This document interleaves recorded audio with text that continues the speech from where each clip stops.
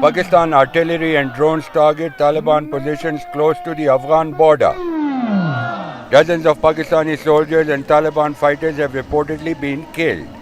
It's the worst fighting between the neighboring countries since the Taliban retook power in 2021. Thousands filled the streets in Khost province, eastern Afghanistan, demanding Islamabad be punished. A few days ago, the government of Pakistan brutally violated Afghanistan's territory and carried out drone strikes, an action that is in complete violation of all international laws and principles. Such illegal acts have been repeated multiple times. We call on the international community to exclude Pakistan from international charters and organizations and to exert strong pressure on it so that it respects international norms and recognizes its borders. Both sides accuse each other of starting the violence, but the context of the fighting is complex. Pakistan welcomed the Taliban's return to power 4 years ago, but has long suffered attacks by the so-called Tehreek-e-Taliban Pakistan, or TTP. The group operates inside Pakistan, in the mountainous border region that separates the two countries. Islamabad accuses Kabul of not doing enough to control the TTP and stopping the attacks. The clashes have shut key border crossings and threatened vital trade routes. It's my fourth day stuck here with a truck full of pomegranates.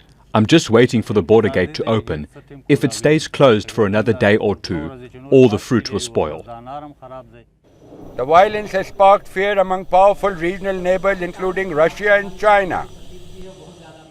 Beijing has big investment and geopolitical interest in both countries.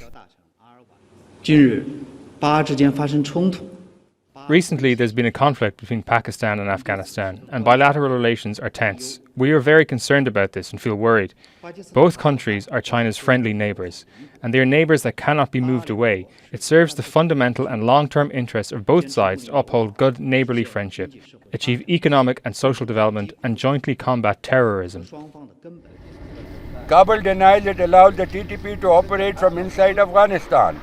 The mountainous border region is notoriously porous and difficult to control. The war is unfolding several kilometers inside Pakistan, so they should control these militants themselves.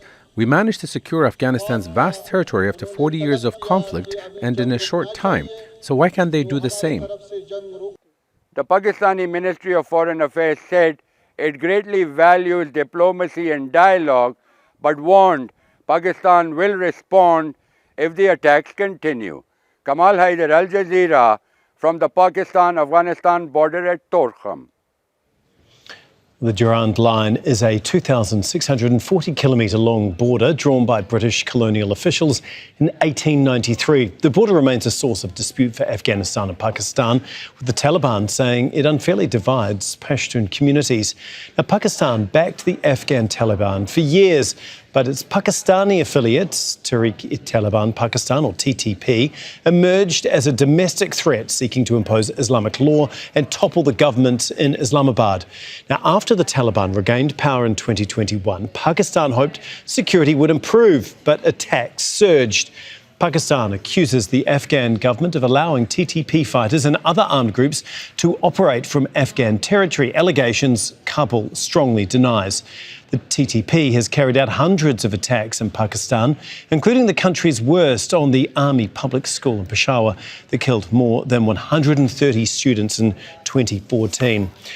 To help us talk through all of this is Michael Semple. He is a visiting professor at Queen's University Belfast and a former EU representative in Afghanistan. He joins us from London. Thanks so much for being with us, Michael. You've obviously followed Pakistan-Afghanistan relations for decades. How does this flare-up compare to previous periods of tension that you've seen?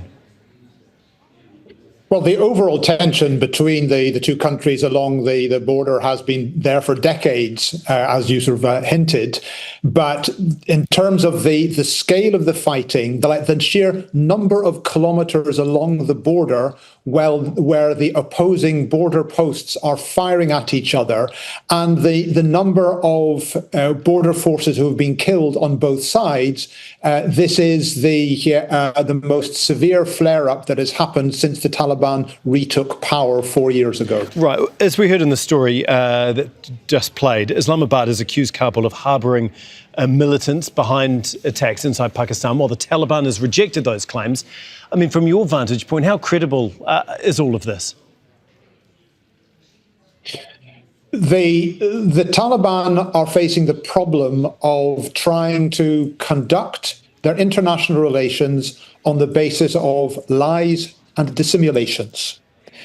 For anybody who follows the developments in Afghanistan and Pakistan closely, it is clear that the TTP are headquartered in Afghanistan, that they are using their presence in Afghanistan to wage the insurgency in Pakistan. And they are not just being sort of harboured or ignored, they are actively being supported as a policy matter by the Taliban leadership and their security apparatus. And it doesn't matter how many times Taliban spokesmen deny this, the Pakistani authorities are well aware of what is going on and are bound to respond. OK, why? What do they get out of this then? Very interesting question. Now, some people would say, they are creating an existential threat to their own regime by provoking their more powerful neighbour.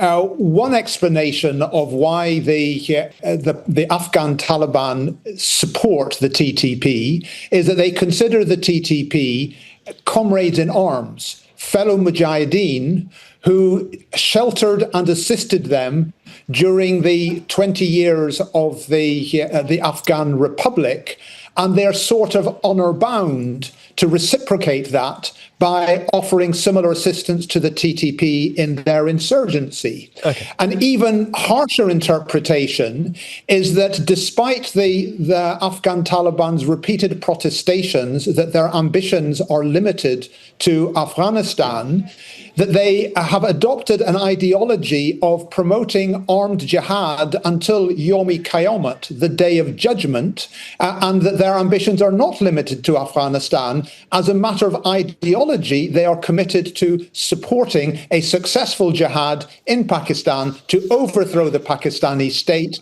and establish a similar so-called Islamic system in Pakistan. It's one of these two explanations. OK, thank you so much, Michael. Fascinating to talk to you. Michael Semple for us there, out of London. Don't miss out and get the full picture. Subscribe to Al Jazeera for reliable news and expert insights. Like, share, stay ahead.